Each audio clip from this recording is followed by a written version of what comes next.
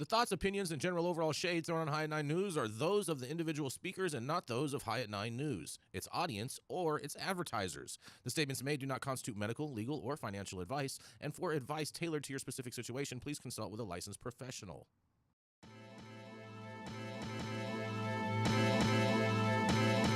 Welcome to the High at 9 News Hour, where you will hear from cannabis industry experts and professionals from around the country talk about important topics while shining light on global issues and discussing cannabis as it relates to politics, regulation and reform, data and technology, science, research and medicine, family and parenting, art, celebrities and entertainment, fitness, sports, mental health and wellness, and plant-based medicines and entheogenics. Together, we are building a stronger community, fighting the stigma and creating change. With your hosts, Jason Beck and Rico Lamitte, joined by special industry expert correspondents from around the country, and daily antics brought to you by Cannabis. Coming to you live every Monday through Friday at 9 a.m. Pacific Time and high noon on the East Coast. And thank you all for getting high at 9 with us.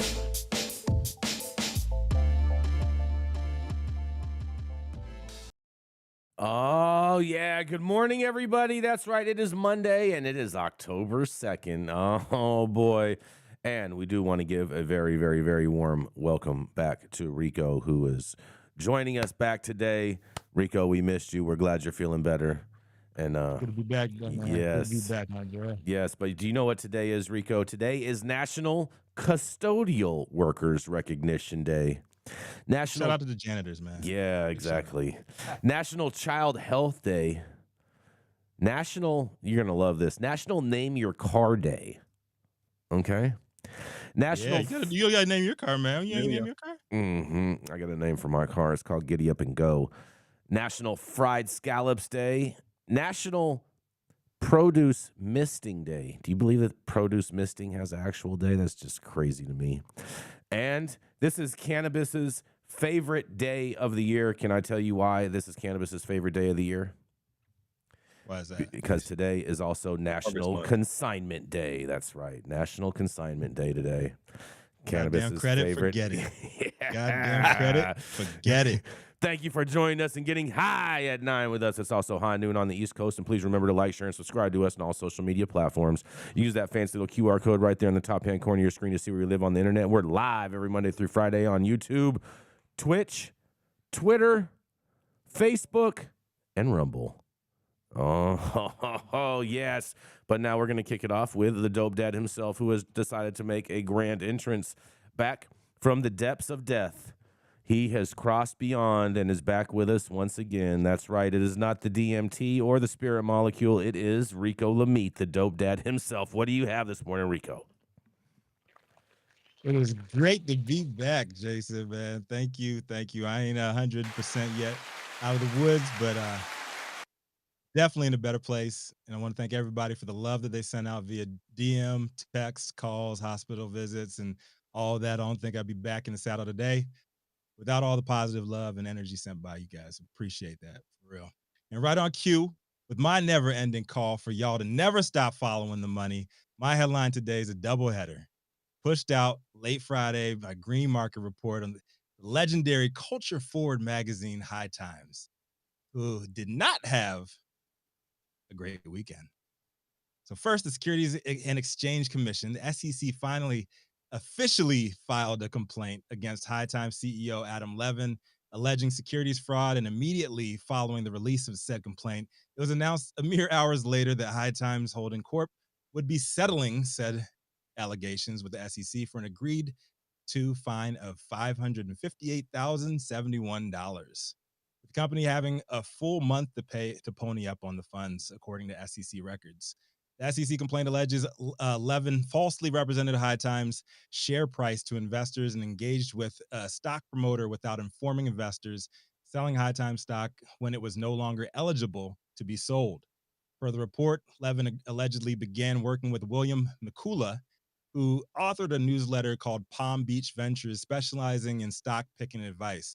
McCullough has pled guilty in other cases on stock promotion, and the SEC alleges that Levin paid a third party in order to conceal the payments to Mikula, effectively hiding said promotion. 2 days after signing a contract with Mikula and Palm Beach Ventures wrote an article promoting High Time stock as a buy rating. The SEC complaint complains that the newsletter falsely stated that there was no compensation for the pump, though filings show Mikula received $150,000 for his services in addition to entertainment expenses, which begs the question, what entertainment expenses may have been included with said package? Well, let me tell you. High Times and Levin expended approximately $100,000 in investor funds to entertain Mikula and his associates, including meals and bottle service at clubs, yacht rentals to host Mikula, the engagement of entertainers, and other such expenses. And it seems to have been money well spent. Between April 2020 and June 2020, High Times raised $6 million through the Palm Beach promotion. The initial High Times offering qualified the company to sell stock in a Reg A offering back in March 2018, permitting it to offer shares at $11 each. But the SEC says in June 2020, the company failed to update audited financial statements. Since the company didn't file these statements, it was no longer allowed to sell the stock at all. Despite from June 2020 through December 2022, High Times continued to offer and sell approximately $13 million in High Times securities. Furthermore, when High Times was qualified to sell said shares at $11 a share, the SEC alleges the Palm Beach Venture newsletter promoting false prices of down to $1 each. The complaint reads, Levin falsely stated High Times had changed its share price from $11 per share to $1 per share. Palm Beach's promotional materials, as well as High Times investor website, falsely stated that investors were purchasing shares at $1 when they were not. In fact, High Times investors purchased and continue to hold all shares at $11 and more per share. The SEC has asked the court to make Levin pay a civil penalty and bar him, prohibiting him from acting as an officer or director of any issuer that has any class of securities, and gave High Times Holding Corp 30 days to pony up on the fine. Apparently, not wanting any of that SEC smoke, High Times Holding Corp promptly settled allegations of the illegal stock promotion scheme and agreed to pay the fine of $558,071. And the clock is officially ticking now, with the 25 days left for the company to pay up. I'm Rico Lamitte, the dopest dad on the street. What do you think about this one, Jason?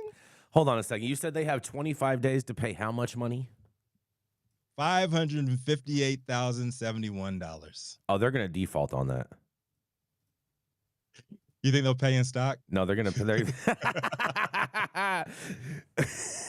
I think this will be a default. I think this will be a story we're covering at the end of the month of them defaulting on this loan. This is crazy. This is crazy, man. Like we've been calling this shit out, like the whole all stock purchase of Moxie. Mm-hmm. They've been buying everything in stock left and right. And big ups to High Times, man. Big ups to the brand, the logo and everything. They're truly legendary. But how could you not see this from a mile away?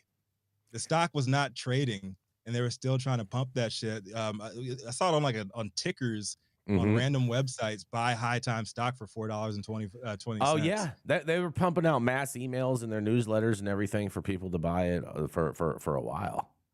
And it trips me out is I know a lot of like serious people in the financial world, in the cannabis financial world and whatnot, and all of them all bought High Time stock, and they all have High Time stock. Everybody. And all were like, oh my God, this is going to be so great. And right. I wanted to, but I'm like, yo, I have a financial industry background. I'm like, yo, is this trading? Like where's the white papers on this shit? Like, where's the background on this? Is people were just buying in. Like, this is, well, I don't know. It's the entire pandemic in a nutshell, right? Everybody buying NFTs and shit that are out now all worthless. Like everybody just wanted FOMO.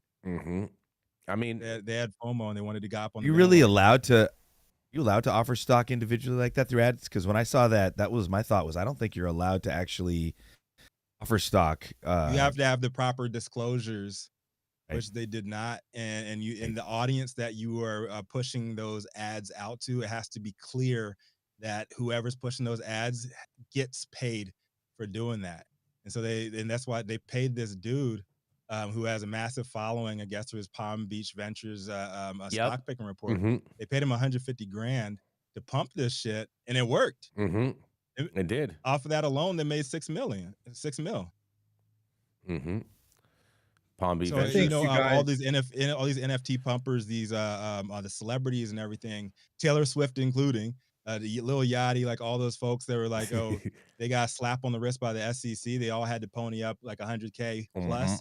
It was because they were promoting a security, and whoever like created that security did not tell the people buying it that these people are paid advertisers. You can't do that shit. I want to know in this story, like, I don't know, this is just my brain working here, is what happened on the yacht? Yeah. That's what I want to know. Like, you got $100,000 in entertainment. Like, damn, those had to be some like crazy ass parties. Yeah, you sounds remember fun. those Girls Gone Wild infomercials, right? Man, This is Adam Levin we're talking about. damn. What happens in the ocean stays in the ocean. Adam, hit me. Listen, Adam, next time you guys hit the yacht, hit me, man. Me and Mandy will slide over there. Like, well, listen, it's all good. They had a slide. I'll buy some stock or whatever we got to do. They had a slide on. They did have a slide on the yacht. Hell yeah. Mm-hmm. Mm-hmm. What are your thoughts about like this, Gretchen? You've been pretty quiet so far this morning. I don't know. Just all the testosterone in this room is just driving me insane. I can handle it though. You can? I don't care. High Times has been a shit show since forever. This is no surprise. Mm-hmm. I mean, it's definitely not a surprise. I'm surprised. Actually, the only surprise is I'm surprised we're not covering this story last year. No, real talk, man. This has been every single time High Times like purchase another like major company and all stock deal. Mhm. We're all over here like, yo, it's not even a trading stock. Like, Yeah. what's going on here? Why are Classic. people continuing to go into agreements? Yes. Oh man. On the other side of this shit, man, it's part of the game, man. You have finessers and motherfuckers get finessed. Mhm. So, Yeah. Very, there's very always true. a buyer, Mhm. so you can't hate on the game. Don't hate the player, hate the game. That's for sure. But we For real, like if I can get you to buy Monopoly money for real money, I mean, I'm not mad at you. isn't like that. Why is Like, Donald Trump still running for president? Because people are still voting for him. isn't that like the people that like sell counterfeit money? They sell Monopoly money for real money. Yeah. Mm-hmm. Mm-hmm. I mean, this is just another example of how the cannabis industry can't grow up and transition into the mainstream world. They This refuse isn't even to. that. High Times was bought out by New York stock investors. High Times really ceased being, and I would say with the exception of some of the work that John Capetta, who's one of the editors, is doing in some of his articles, he's Big really ups to John. aspiring to some grounded realness. But for the most part, High Times in the early or mid 2000s was bought by an investment group out of New York, and they really stopped presenting the culture at that point. That's when they started doing cannabis cups every 2 months, and basically if you out enough booths, you just kind of fit into the rotation for winning a cannabis cup, and they really devalued their presence. High Times of the 80s and the 90s was really valid and vital, and it was talking about Mark Emery's seed bank and Todd McCormick's struggle with disease and how cannabis was healing him, and Gary Webb talking about how the Bush family colluded with the Clintons to smuggle cane into Arkansas to give to Freeway Rick Ross to try to decimate black communities, or really in a successful attempt to decimate black communities and push black youth into mass incarceration through the unequal laws between powdered cocaine and crack. So there's a lot of really good work High Times was doing, and my hope is to see that returning. We've really been in kind of this nadir at the moment of this investment company buying High Times and really just trying to pump brand and a logo and a couple of words to make themselves money. Saint Germain, do you think really the downfall of High Times has been them stepping away from the culture? You think that otherwise it would be successful? I think the downfall of High Times was when they really just tried to monetize the brand through their cannabis cups, and when that investment group out of New York bought them. If you can go through to go to a library that has them, or go online and look at the quality of the articles. They used to talk. They were the first publication to be talking about Rick Doblin, founder of MAPS, the Multidisciplinary Association for Psychedelic Studies, is in the middle of getting MDMA prescription legal for psychotherapists to use in talk therapy, PTSD for veterans and other people. Like, they were really actually they had the finger on the pulse and they were talking about real issues for quite a long time. Full disclosure I've written a few articles for High Times, but I agree with you, Saint. I think High Times was like really tapped into the culture. It was something that we all went to as growers and as consumers of cannabis throughout the 90s growing up. Like, it was the shit. And it sucked because in prison I could not get any kind of weed or cannabis publications, and High Times was one of those things that I would, want to go to be able to show like some of the guys in the other states, some of the cultivars and stuff that we had. So Nice. it does suck. It changed a lot. Listen, the people that were at High Times when I used to mess with them are not there anymore. It's a whole new group. I don't know them personally anymore, but hey, and to Gretchen's point real quick, Gretchen, no, I don't think they would be successful now. I don't think print magazine and that model that High Times had transitioned well. Now, they made a few moves that were different that kind of you could argue if they could be sustainable or not, but that whole model is just not sustainable anymore. Well, and I've worked with High Times and I have written for High Times over the years. And I forget how many CEOs I've seen them go through, like 4 or 5 since I've dealt with them. It's insane. What year did you start working with him, Gretchen? It would have been probably 2015. Yeah, 2015. That's after the takeover. Yeah. Right. Yeah. And what was happening the was first CEO I worked with was David Cole, who was like from Sony or something. Yep. I think was where he came from. UTA. And Malcolm was still involved. Like on the editorial side, they still had a bunch of the old school guys, and those two worlds were not getting Yes, along. they were not It was all meshing. colliding and crumbling. Yeah. Yeah. in the chat. They're talking about it. The early High Times when they were running the Cannabis Cup in Amsterdam, and the Cannabis Cup that they threw was legit and meant something. And Paul Krasner and Stephen Hager and other gentlemen that were really from the culture were running the magazine. Output was completely different, and in the moment where their readership lagged in that middle 2000 switchover of the internet and print falling, is when this investment group bought them out. Again, my hope is that the gentlemen like John Capetta and others can really push this magazine away. The reporting once again becomes more vital because really there's a wealth and an abundance of stories to track, and this magazine could really move one-to-one with cannabis and psychedelics and these outlying cultures and highlight a lot of things that I think would add to the intelligence and ability for all of us to navigate towards a world that we really want to see, instead of just trying to leverage it into events and make a bunch of money that way. You guys see in But the chat? if they don't cover it, you can find it here at the High at 9 News. That's right. That is Yeah, right. Luke, nicely done. That is very, very right, Luke. And on that, we're going to go to a commercial. We're going to be right back. Relying on 25 years of commercial hydroponic experience, King Solomon Nutrients has engineered the best liquid and dry fertilizer products for cannabis that preserves the crop, the soil, and the environment. Through relentless passion, research, and innovation, King Solomon has developed simplified cannabis crop nutrition you can trust. It was created for farmers, by farmers. Don't mess around. Try the crown.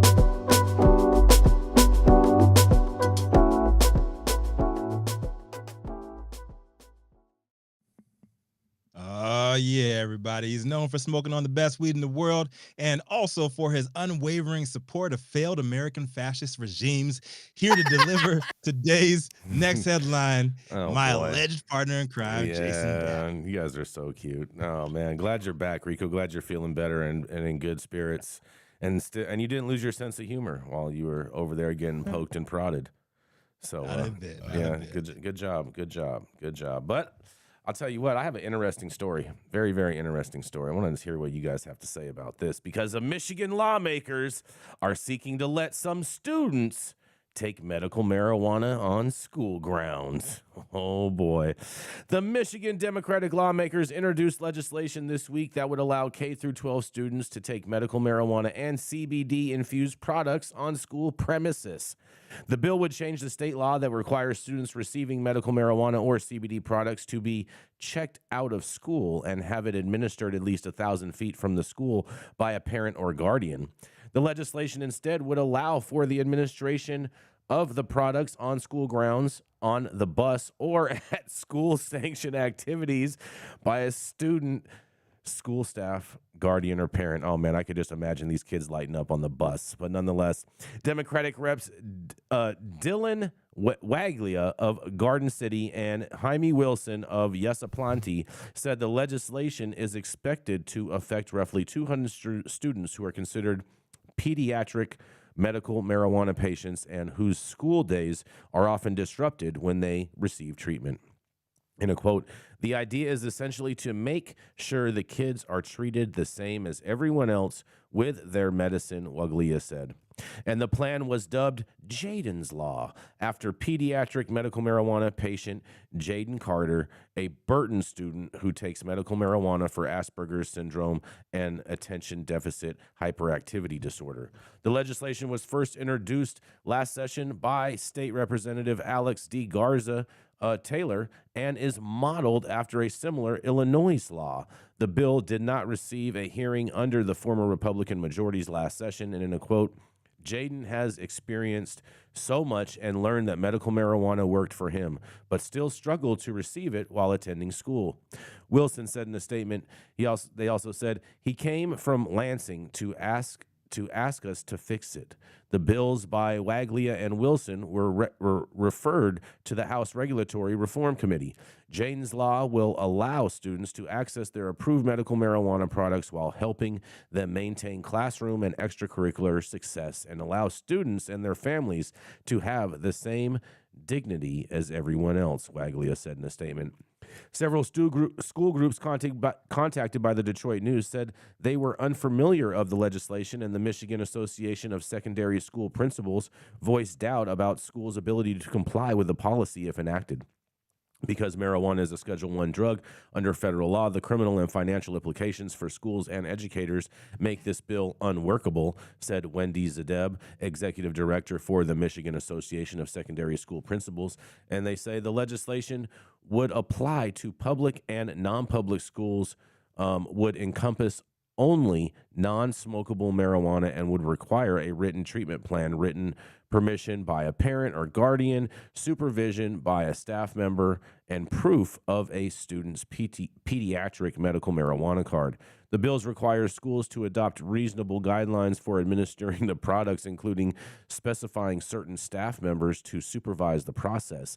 And the legislation also would add protections for those administering the medical marijuana, including the child, parents, teachers, school nurses, or bus drivers. Both public and non-public schools would be banned from denying entry to a student who relies on medical marijuana and CBD-infused products. And however, the law does include an exemption for schools to stop following the requirements if the public school or non-public school receives a notice from the federal department that the public school or non-public schools will lose federal funding as a result of the authorization. Well, I think that's going to be the inevitable thing. But nonetheless, I want to hear what you guys have to think. And this is Jason Beck for the High at 9 News. Awesome bill. Awesome I love bill. it. How are they going to? Because How are they going to do this? They're going to get someone in the It's gonna be Department of tough. Education that's going to send them a letter and say, if you enact this policy, we're going to cut all your federal funds. That's what's going to happen. yeah, I And would it'll love to work. see a letter come from the federal government saying we are shutting you down because you gave a kid medicine. That ain't fucking happening, Jason. what's I gonna don't care happen? how much you have Yep. this great conspiracy theory about how hateful and awful the federal government is. They're not dumb enough to keep kids from going to school. I They're not don't that know. stupid. I don't know. I'm telling you, it's all about protecting the kids. Just Okay, telling you. well, how many universities have we seen do stuff and not lose their federal funding? Come on. That's to True. study. That's to study. That's not to administer. That's a big difference. Okay, well, I That's a guarantee major you, difference. 100%. Not to mention this is We can elementary bet schools, and we're talking about $1,000 on this, colleges. Jason Beck. No one's shutting We're down talking about Michigan colleges, schools. not elementary LSU does schools. it. What's that, Rico? LSU does it. Does Louisiana State University does it. So And let they're me. they're the only ones that that supplies all the medical practitioners in Louisiana. Can you guys describe this for me? Like, I'm not sure. Like, in my head, this is what I see the process as. So, as it states right now, like a kid that uses, say, cannabis oil, right, for epileptic seizures at school, the parent has to pick them up, walk them 1,000 feet, like to a field or something, and then they take the tincture or whatever the oil, whatever helps them, whatever form it has, and then they go back into school. Yep. That's what it sounds like to me. That's what I'm envisioning. That's what's happening right now. That's like the process. Yes, that's my understanding of the process based off this article. Yes, I would say that would be correct. I mean, then to me, it's a no-brainer that we would fix this. Like, I get it. Just as an educator, you would want to do that, right? Even if, regardless of the medication or the cannabis or how I felt about it, as an educator for the disruption of school and the other class, like this just seems like a no-brainer. I don't know why this is even like. I think it all comes down to following the money, and the reality is that schools receive a majority of their money from the federal government to fund public education, and so therefore. How are they going to be able to do this when it's a Schedule I drug, and they could lose all of their federal funding due to that? What about HIPAA protections, Jay? I think they'll be able to. There is no HIPAA protections when it comes to cannabis. It's a Schedule I drug. There is no medical value, so there is no HIPAA protections for cannabis. It would if it went to a 3, but it's not now. Yeah, you're correct. Mm-hmm.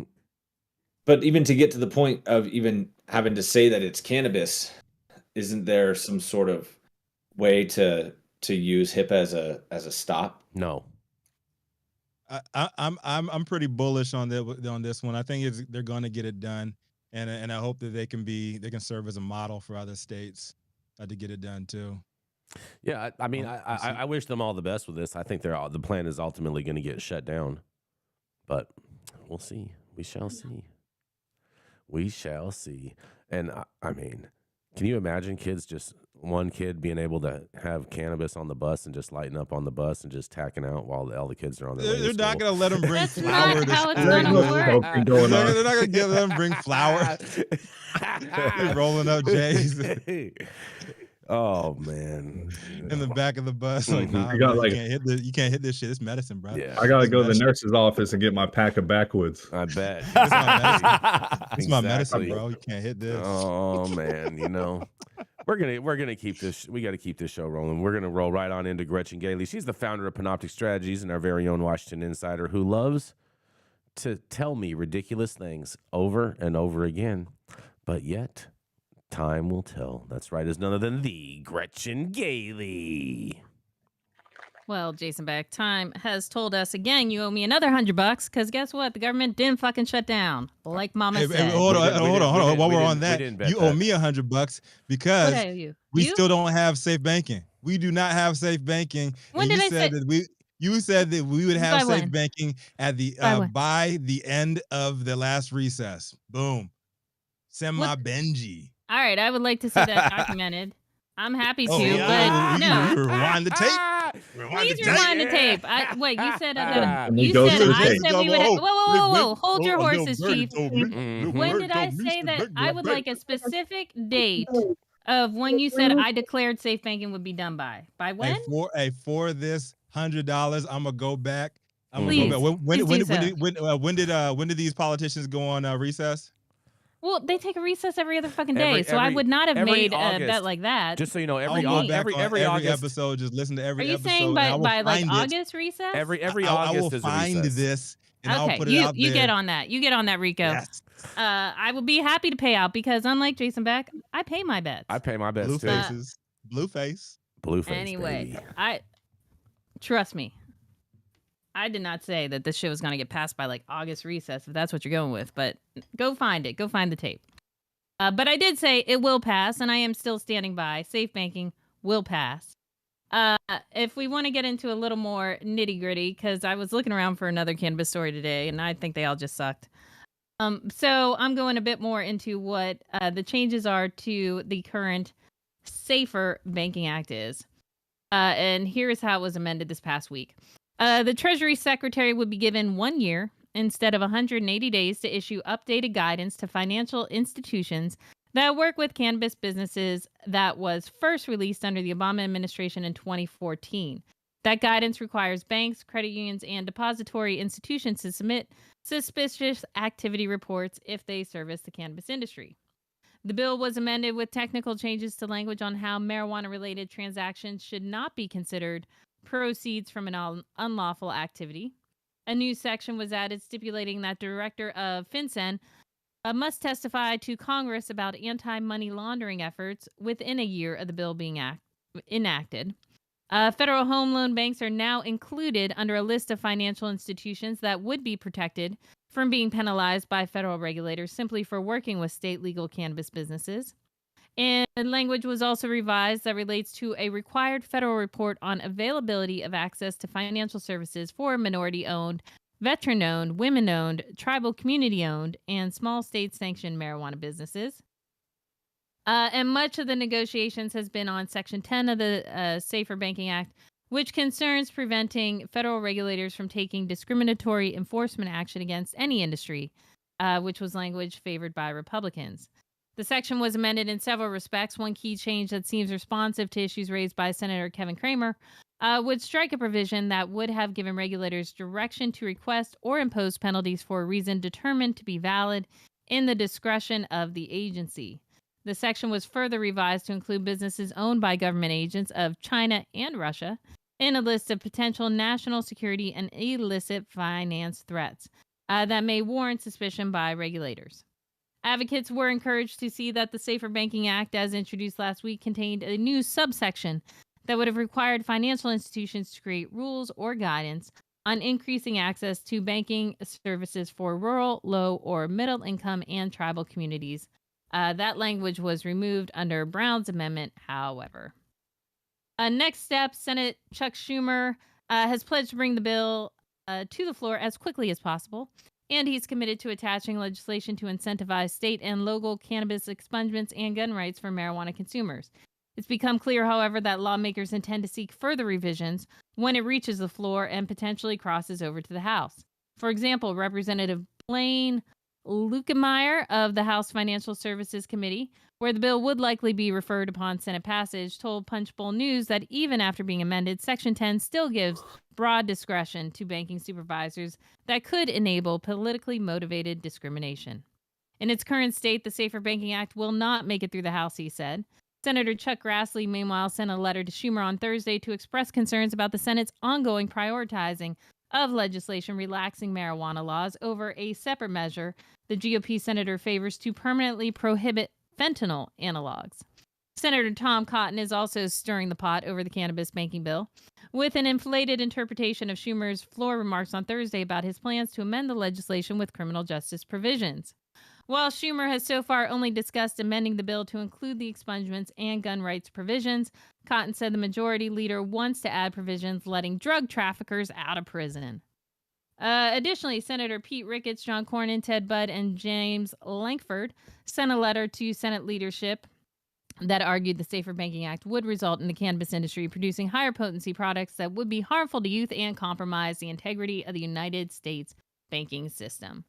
All I have to say to all this bullshit is if Chucky Schumer actually cares about getting this shit passed, he will quickly educate his Senate counterparts on what this bill actually does.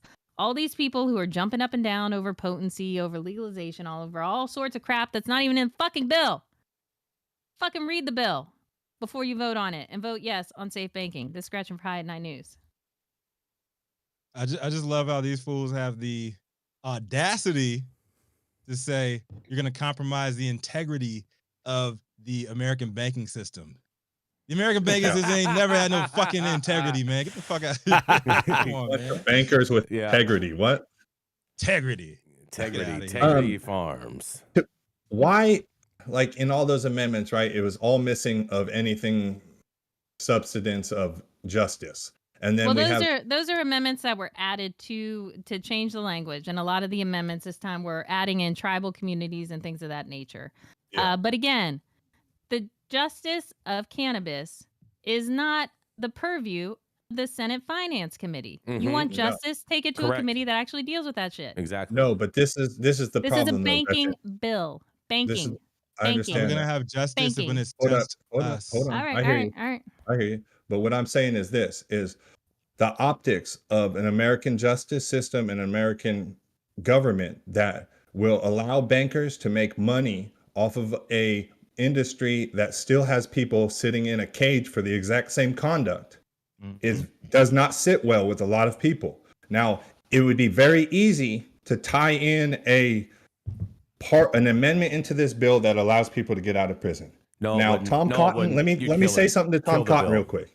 Tom Cotton, everybody in federal prison is classified as a trafficker. There is nobody in federal prison that is there for simple possession. You either manufactured, you trafficked, you had a conspiracy. In federal prison, there's no language that says simple possession and you're sitting in there for 20 years. It doesn't happen. Luke, you're exactly right, which is exactly why no one, and absolutely no one, was ever released from jail when President Biden did whatever President Biden did. Yes, no, that's 100% correct.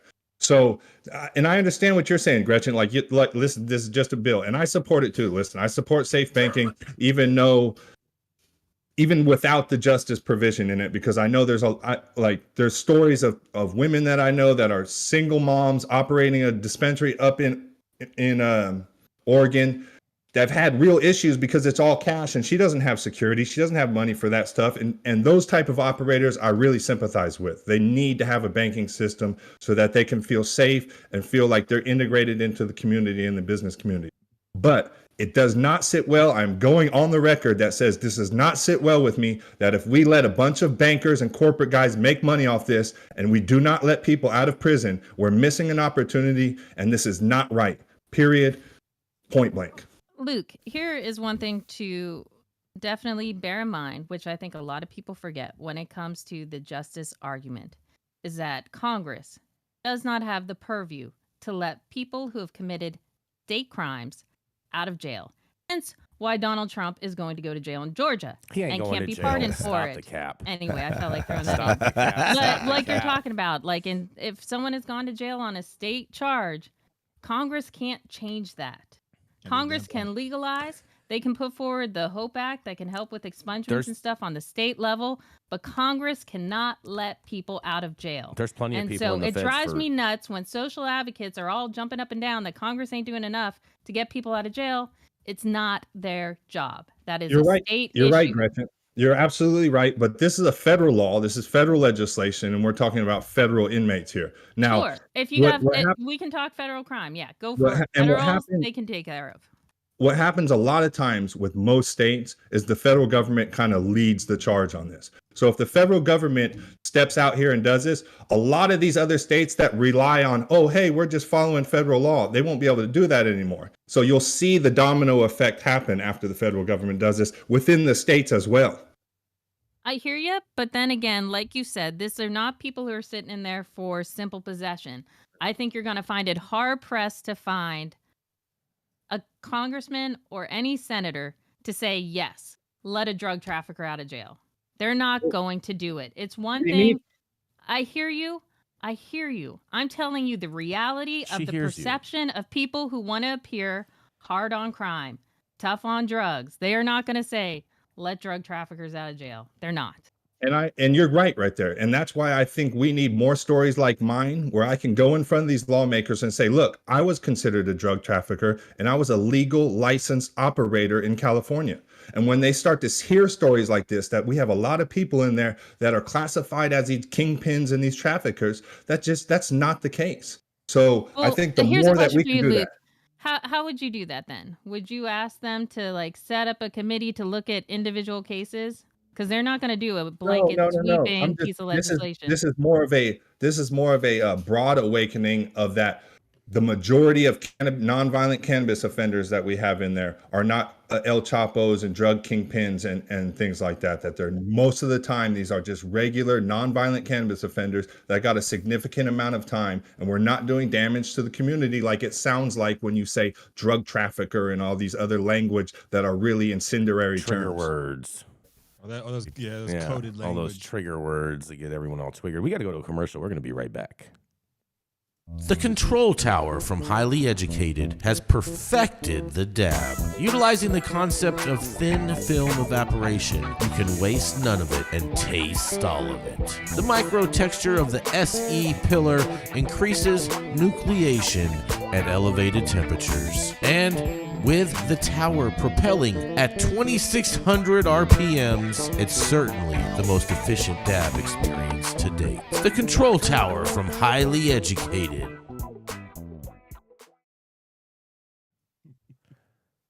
Oh boy. Rico, you with us? Yeah. All right. You ready? Are we just going to the next one? We only gonna do one commercial? My bad. Oh, You know, yes. I've been- You know what? You know what, Rico? You are 100% right. Stop whatever you're doing. Make sure you hit that like button. Make sure you hit the subscribe if you haven't subscribed already. And make sure you check out our website, www.highat9.com, and tell a friend all about us. How's it going, guys? Saman Razani coming to you from Green Street here with Jason Beck, smoking on the best weed in the world. Did you know that we have an audio-only version of our podcast available on Apple, Google, Amazon, iHeartRadio, and Spotify? Tune in now and check it out.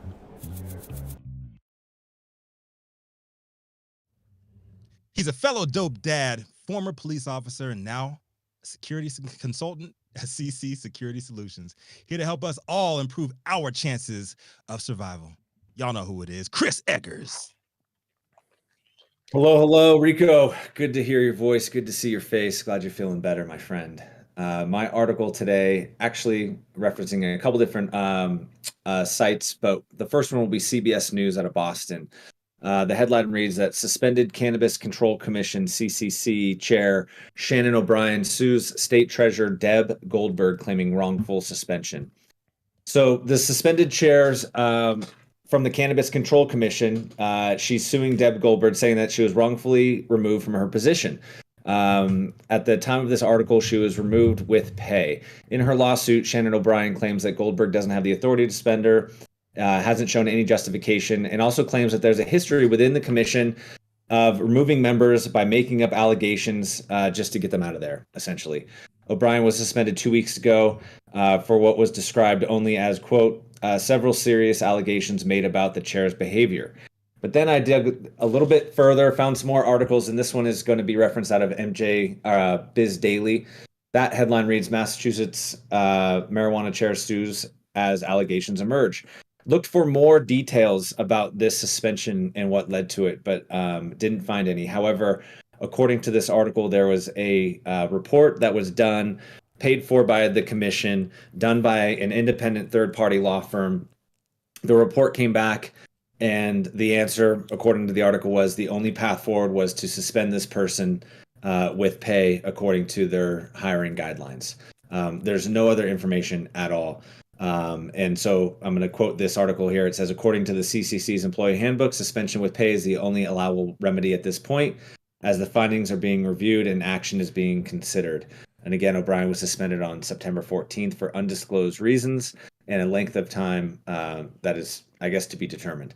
So she's going back and suing the person who suspended her. She lawyered up. Everyone's lawyered up, but there is no information about the complaint being filed that leads us to an answer of why this person in such a powerful position was suspended, how long they'll be suspended for, etc. So I found it kind of interesting because there's like a lot of headlines about this. It's getting a lot of steam, but I didn't see anything as to a reason. And if any of my counterparts here have any additional information, I'll certainly take it, but I didn't find any.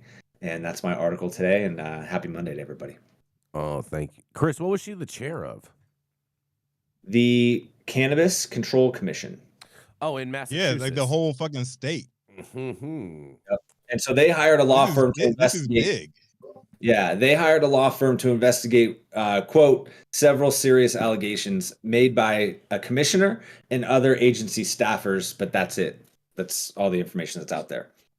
I found that. I wish we had Dale on today, or one of our lawyers on today, because is it legal to actually put them out of their chair just because of allegations?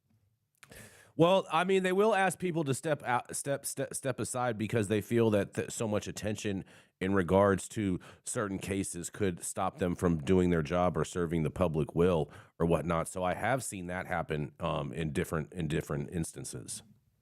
And I think too, when you suspend someone with pay, that removes that person from, to some degree going back and suing you, because then you have to prove damages and loss and all that. And if you didn't have any, right, that happens in the first responder world quite often, suspended with pay until they button everything up so that the department doesn't get sued later.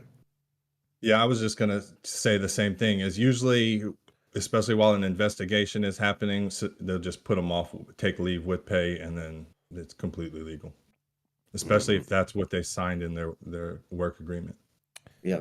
I like what Troy just said in the chat. He said, "You know what comes after suspension? You're fired." Not always. I see what she did there. Not if law firm Ted and Weld out of Boston has anything to say about it. Mm-hmm. Right. Oh man, oh man, No, this is pretty damn big. I wonder if I wonder if she cannabis was czar of the embezzling state. funds. Certain allegations, maybe. Yeah. I mean, that could be. What do you think could have garnered such punishment? I know what would garner such punishment. She probably. You think sex is involved in this? She probably wouldn't bend the knee to the woke left. Okay. Mm-hmm. Okay. I would say that she was shipping out boxes, but like she's on the East Coast, so that wouldn't work. Oh, Just receiving Maybe boxes then. maybe she was on the receiving end. Yeah, maybe a bunch of packages showed up at her office. Man, that would be a You know very what I smart mean? move.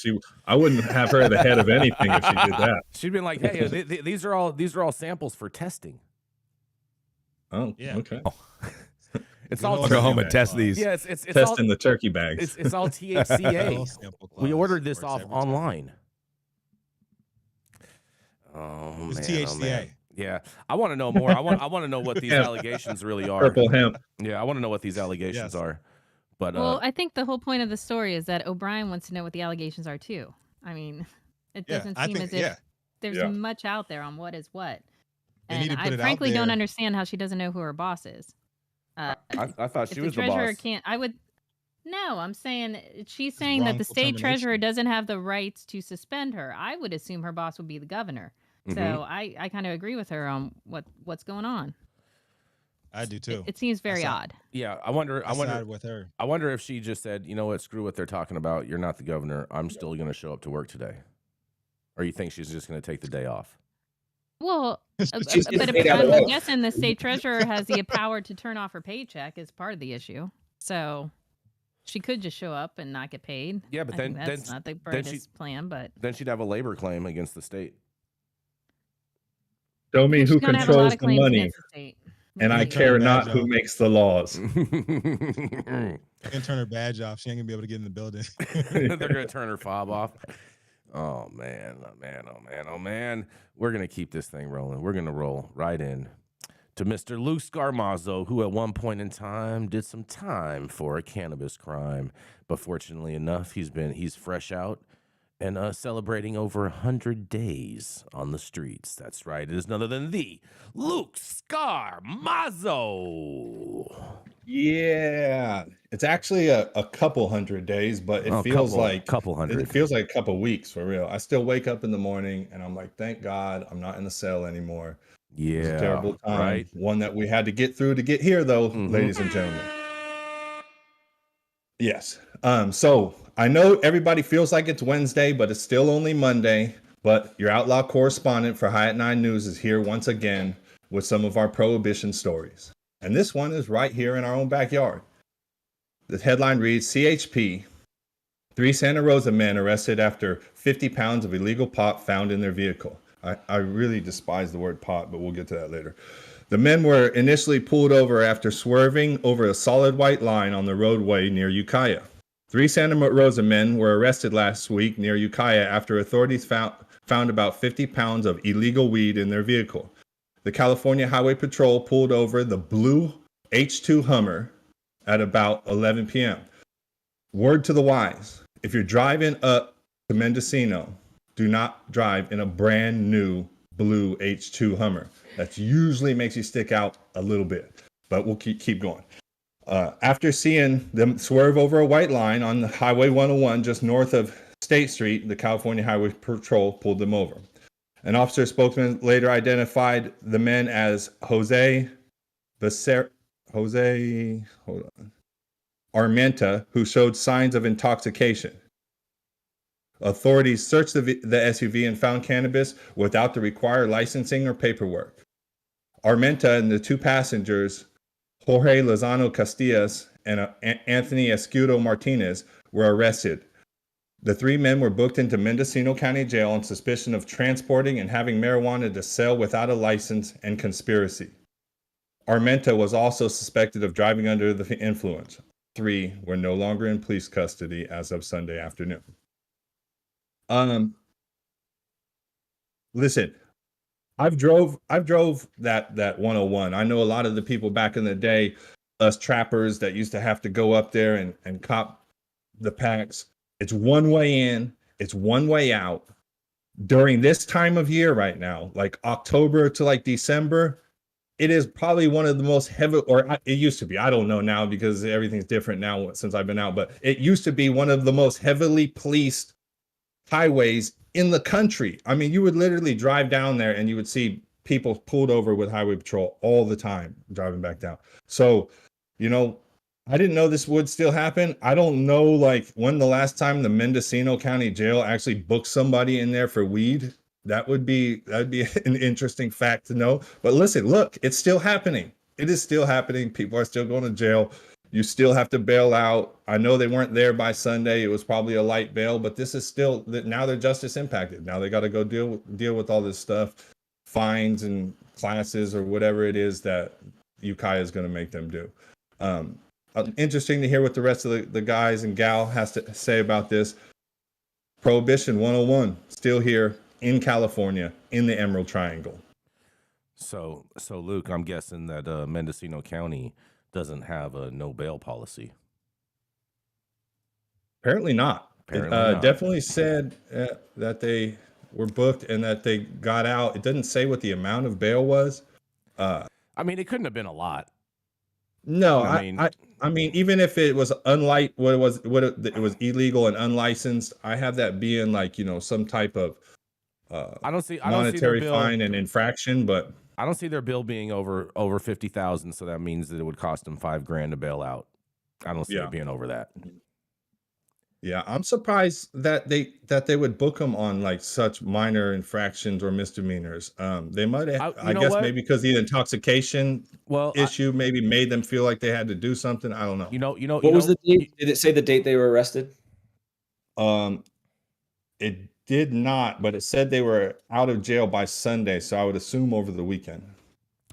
Chris, I think you can elaborate on this. I mean, it might even possibly be the situation where these guys are under investigation for some whole other things, and this is just a portion of what they're being investigated for.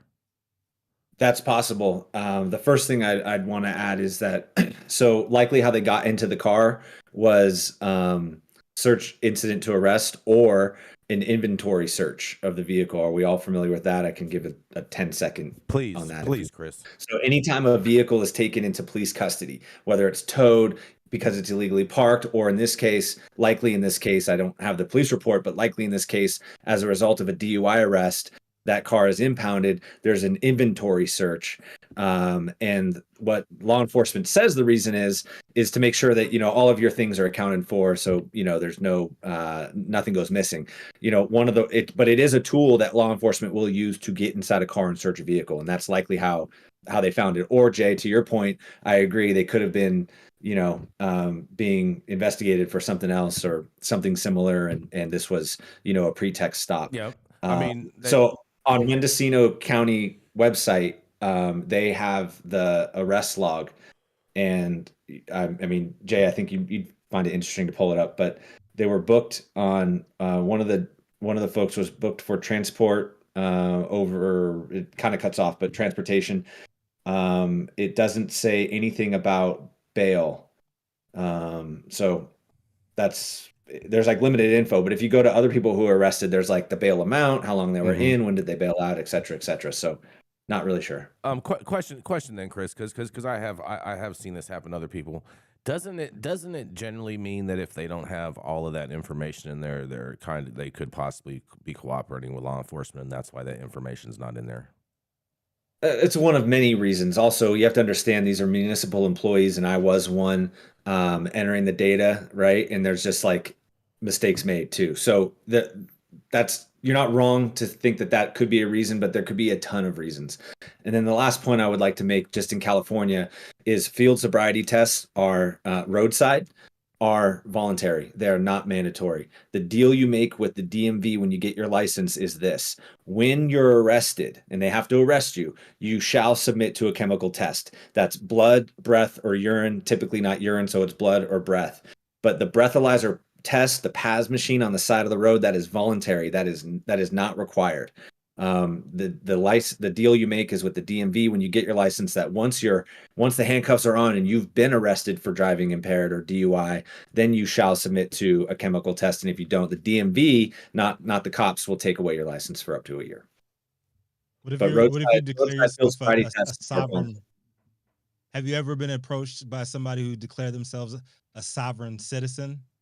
Yeah, then you get your sovereign window broken, traveler? your ass beat extra, bro. Check YouTube for that. I stopped somebody who I didn't write a lot of tickets, man. So like, I stopped somebody once who was sovereign citizen and the whole nine. I'm not super familiar with it, but Traveling, bro. I'm not driving. I'm traveling. they were getting a warning anyway, so I don't have like a good story about it. Am I Like, conducting okay. commerce?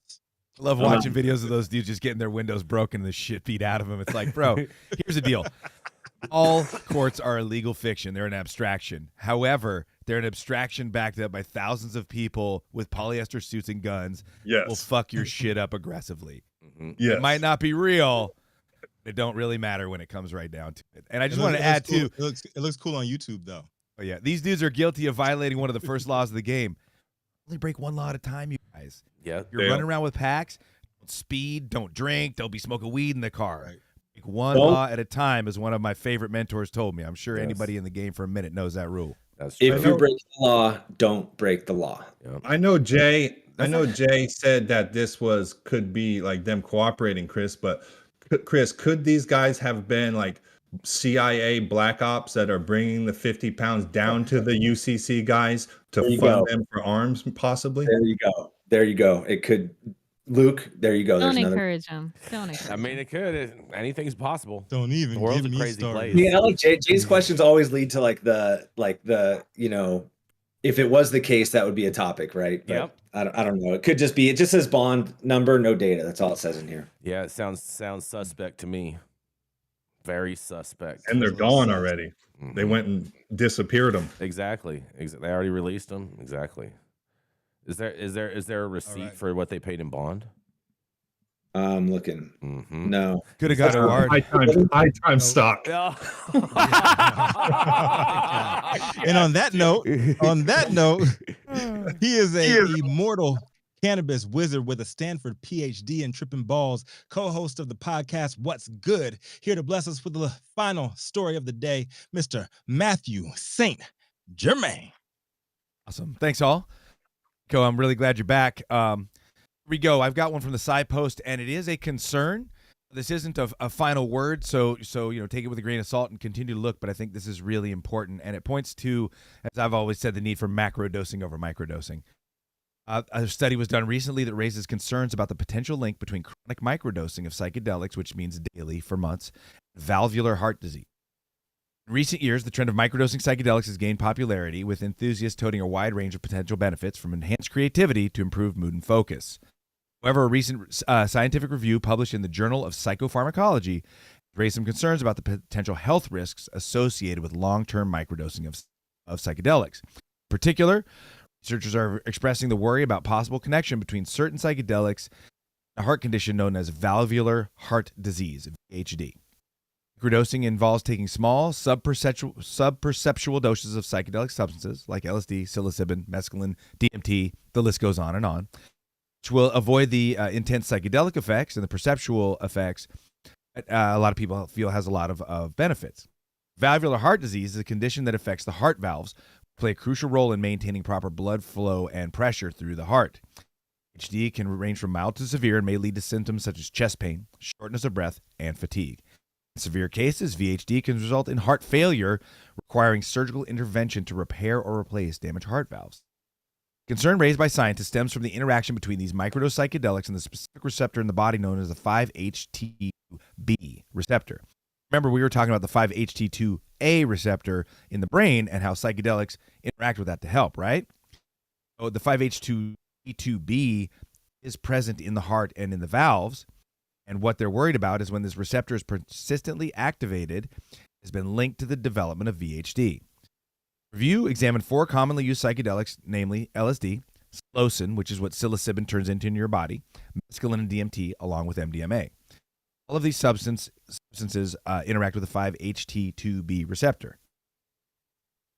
LSD and psilocybin or psilocin were found to be the most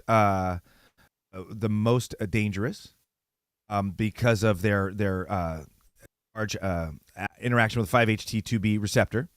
Mescaline, however, has a very low HT2B receptor and found it, they said it was difficult to draw conclusions, which means they didn't really find any action between mescaline and the heart valve problem.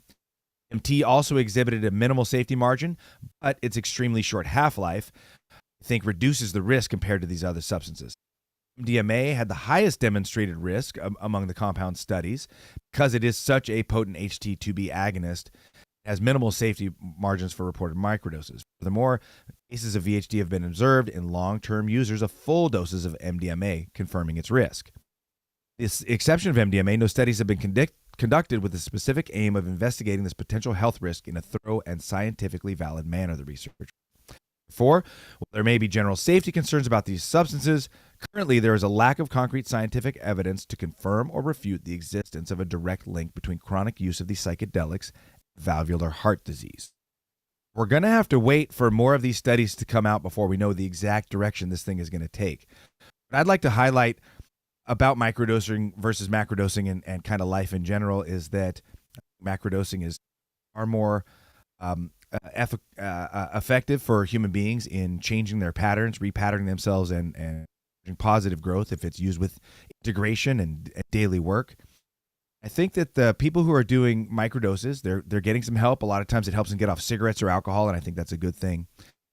But it highlights this thing that in Zen Buddhism, Zen Buddhist practitioners call the wobbly wheel, right? And the belief is, the thought is, our life, the universe itself, the whole thing is a wobbly wheel, right? It's got a little lump in it. It's going to get you where it's going, but it's going to be kind of a bumpy ride the whole time. A lot of times what people are looking for in any substance that they choose to use is a bit of an escape from that wobbly wheel, maybe a rounding of that wheel through some magic pill they can take. It's really important for all of us to realize that it's going to be a wobbly trip the whole time. There's an imperfection involved in this entire space-time universe. And the more that we can embrace it, sit quietly with it, and use our own heart and mind and perception to address and integrate that fact, better we're going to be as humans. And I think we all need to stop looking for some panacea in a pill that is going to shine up the world and make it perfect and easy every day, because I don't think it is that. So the news of this study is it's a first of its kind. There need to be more studies to be done. It does highlight that if you have some heart issues, you may want to talk to a physician, look into Google a little bit more, or wait to see some more of these studies come out before you get into frequent microdosing. Mathieu St. Germain on a Monday for High at 9 News. Come on in, everybody. What do you got to say about this? I'm a fan of the macrodose, man. You need the full experience. I wonder if this has anything to do with the experience that you get when you're on these substances, as opposed as meaning sometimes it can seem extremely too real, which would cause your heart to beat faster, and that's what causing this type of reaction. What do you think, Matthew? No, they're saying that the substances actually fit into a receptor that is on your heart called the 5-HT2B receptor. This is beyond any, they're saying this happens with microdosing, which oftentimes people can't really feel in any way at all, except maybe, again, like a general shining up of the day. Mm-hmm. So this is actually a chemical interaction with the heart. That's why we need to see more of these studies to really know which way we need to go. Really what I find is a lot of people want to dip in, they want to try psychedelics, and they're very afraid. Might have various ego defenses. They might have a bit of a control mechanism. A lot of us have just been through so much trauma in life. People don't really want to just sign up voluntarily for a little more trauma. But unfortunately or fortunately, I think that's really where the healing comes, is these larger doses that depattern the brain, that allow you to form new neuronal connections, that grow new brain cells, and really at times almost shock one into changing one's life. I think that's one of the real powers in psychedelics, is that real large efficacy in a very short term due to a larger dose. I'm not saying don't microdose. The number one thing, when they're saying that mescaline is the least harmful of these substances, I got great news. It's a cactus called San Pedro, also called Wachuma. You can buy it at local nurseries. You can buy it online. It's completely legal. It contains a lot of mescaline, just like peyote, which you don't want to harvest because we're having a lot of problems with peyote sustainability. We want to leave that for the indigenous Native Americans. You can get these legal San Pedro cactuses. You can grow them in your front yard. You can grow them in your backyard. You can find on Google or YouTube how to process them into a powder. You can use this powder in a microdose level. And the cool thing is you can even get to like a half dose or a just under a sub-perceptual dose, larger than a microdose. And it gives you energy. It opens up your heart. It makes you feel very good. It makes you feel very active and activated. And a lot of people have been doing the San Pedro microdoses for years and years and years with no real downside. Activated and captivated, man. Interesting.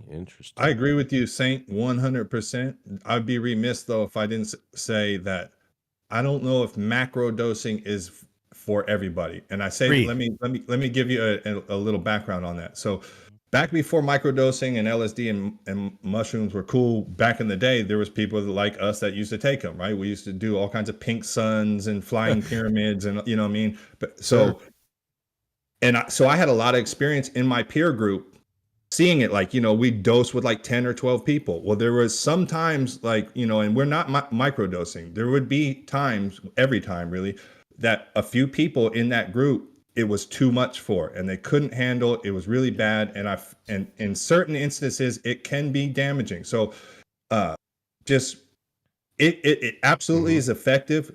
High efficacy on macro dosing. Just be careful. Make sure you're in a good environment. It's always good to do it with people that are more experienced in those situations so they can kind of guide the ride. And just, there's so much study that needs to be done in this area because micro dosing too helps a lot of people. You got to be at a place where you're comfortable with yourself. Yes. Psychologically. Well, sometimes this helps you get emotionally comfortable with going in yourself. there. It can. And Luke, I agree with your call to caution. Number one, if you have a family history of bipolar or schizophrenia, you may want to wait. Number two, if you have a lot of trauma, you may want to find a more psychological talk therapy model to establish safety with these substances. And the number one issue I've really seen with a lot of people in doing psychedelics in group situations is Abrahamic religious programming. I've found that people who have a large deal of Abrahamic religious programming from their family and to have a harder time, or tend to be, for whatever reason, when you see people have a harder time, tend to have this real fundamentalist religious upbringing. It's one of the things that starts to happen first and foremost in seeing a greater vision of who we are and how we are connected is you begin to have messages arising from the center of your mind and the center of your being are completely contrary to everything you've been taught by the people that you love the most. I think oftentimes that schism between a rising truth within oneself that you know to be true, conflicting with your messaging and trauma from the way you were raised, causes a schism in people's mentality. And I've seen people really have intense problems, and I've seen some people even need psychiatric help because of that. I would always caution that psychedelics are not for everybody. Agreed. I think that they can be used safely the more we get education and psychedelic mentorship. They can be used safely by a majority of the population. And the number one thing is psychedelics are not what we need to continue to look at as the things I keep saying. Let's look around our society, if it is serving us and those that are less fortunate or less privileged than ourselves. If the answer it is not, let's start navigating as a family towards a solution that serves everyone who lives on this planet, because we're all born here. We're all going to die here. We're all one family. I doubt that we're going to be able to fix this thing as long as we continue to make a line of us versus them, exclude certain people from the table and from food and from housing and from benefits of being Earth brother or sister. What do y'all think? Sure. Fuck yeah. Oh boy, down the rabbit hole of Mathieu St. Germain. That man preaching. Yeah. That man preaching. Give him his That was game right there. What do you think about that, Jason? Does that make you want to just go macro dose for the weekend? I mean, in all fairness, I've never understood microdosing. I mean, I feel like all that's doing is just sticking your toe in the water. Hallelujah. Yeah. Didn't Jimmy Devine say it was a scam? I mean, Now listen, like there's sometimes like when I want to get like a slightly different view on the day or like get over an issue, right? Like I'll microdose when I still have to be high functioning throughout the day. If I macrodose, like listen, I'm not doing all the things I was supposed to do in that day. The trip is taking me on its own way, and you're supposed to do that. Yeah, I'm not doing anything that I'm supposed to be doing. Like don't bother me. Any phone calls or texts, Right. I'm not dealing with. And it's supposed to be that. The trip is supposed to take you to a different spot, right? It's supposed to break that pattern that you're already in and do those things. And that's cool. But for me, like if I have things that I have to take care of, I'd be able to macrodose. Like, cause I'm on I agree. a totally different plane. Agree. You ready, Rico? Let's fucking do it. Yeah. It's time to go. Thank you all for joining us for yet another episode of High at 9 News. You can catch us live weekdays, 9 a.m. Pacific, high noon on the East Coast. Big shout out to all of our super fans out there getting their comments posted live on the big screen, to our live audience members and online supporters catching us across all media platforms, tuning in each day to the daily headlines of chaos we call the developing cannabis industry. To our vetted correspondents tuning in from all over, bringing us much needed variety of perspective and your respected opinions to the table. Our production team, Cloud Media Partners, House of Fuego, all of our sponsors keeping the lights on, AV struggles to the minimum, and always Cannabis Sativa L, thank you. It has been Monday, October 2nd, 2023. The show's over. You've all been blessed. Hope is enough for you to put in your pipe and smoke at least until tomorrow. I'm Rico Lamitte, the dopest dad on the streets. Good to be back. And Mathieu St. Germain, bless us with a little outro. What we got for these people? Breath. Your breath is the programming code of the human biocomputer. Change your breath, change your life.